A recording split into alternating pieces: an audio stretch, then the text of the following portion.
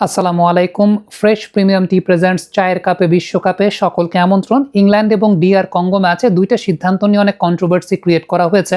প্রথমত হ্যারি কেনের যে ফাউলটা সেখানে পেনাল্টি ডিজার্ভ করতো কিনা ইংল্যান্ড সেটা নিয়ে কথা হচ্ছে। দ্বিতীয়ত ডিআর কঙ্গোর একটা হ্যান্ডবল ইনসিডেন্ট ছিল, সেই হ্যান্ডবল ইনসিডেন্টটা নিয়ে কথা হচ্ছে। এই ব্যাপারে আসলে ফিফার আইন অনুযায়ী আমি এক্সপ্লেনেশনটা দিচ্ছি আসলে কেন ফাউল দেওয়া হয় নাই, কেন হ্যান্ডবল দেওয়া হয় নাই।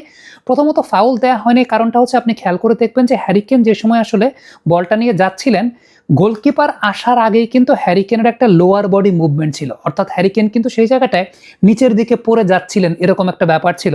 সো অ্যাকর্ডিং টু ফিফা ল বা আইএফএবির ল অনুযায়ী আসলে ব্যাপারটা এরকম যে হ্যারি কেন তো গোলকিপারটাকে টাচ করার আগেই তিনি যেহেতু আলটিমেটলি কন্ট্রোলটা হারিয়ে নিচে পড়ে যাচ্ছিলেন, আমরা ফুটেজটা ফ্রিজ করেছি, সেখানেই দেখেন হ্যারি কেনের লোয়ার বডি মুভমেন্ট কিন্তু আছে এবং গোলকিপার তখনও তাকে টাচ করেন নাই।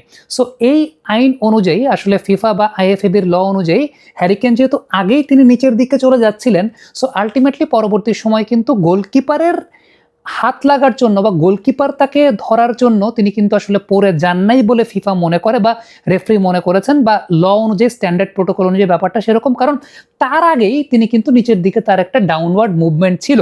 সো তার যেহেতু আগে থেকে একটা ডাউনওয়ার্ড মুভমেন্ট ছিল, সো পরবর্তী সময় গোলকিপার যে তাকে ধরেছেন এটাকে আর কাউন্ট করা হয় নাই। কড়া লিকারের অ্যান্টিঅক্সিডেন্ট ও ফ্লেভোনয়েড সমৃদ্ধ ফ্রেশ প্রিমিয়াম টি এক কাপে কাঁপিয়ে দিন।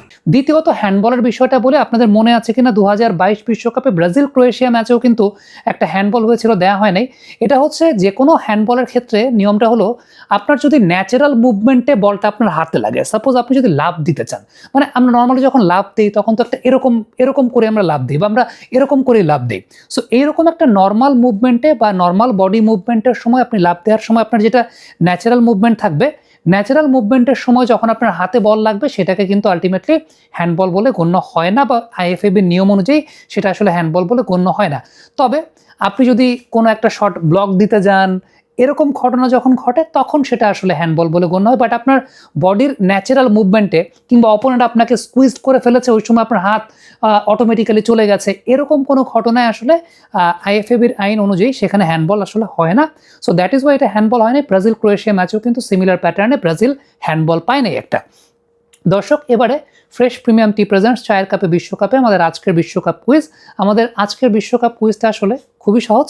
সেই কুইজটা হচ্ছে, এর আগের বিশ্বকাপে ব্রাজিলের যে ম্যাচটা ক্রোয়েশিয়ার সঙ্গে সেখানে হ্যান্ডবল ইনসিডেন্ট হয়েছিল, সেখানে আসলে কার হ্যান্ডবলটা ক্লেম করা হচ্ছিল, যেটা পরবর্তী সময় হ্যান্ডবল দেওয়া হয় নাই আইএফএবির রুলস অনুযায়ী।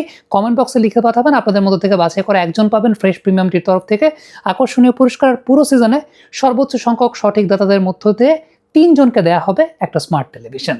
এই বিশ্বকাপটা আপনি ফ্রেশ প্রিমিয়াম টির সঙ্গেই থাকুন।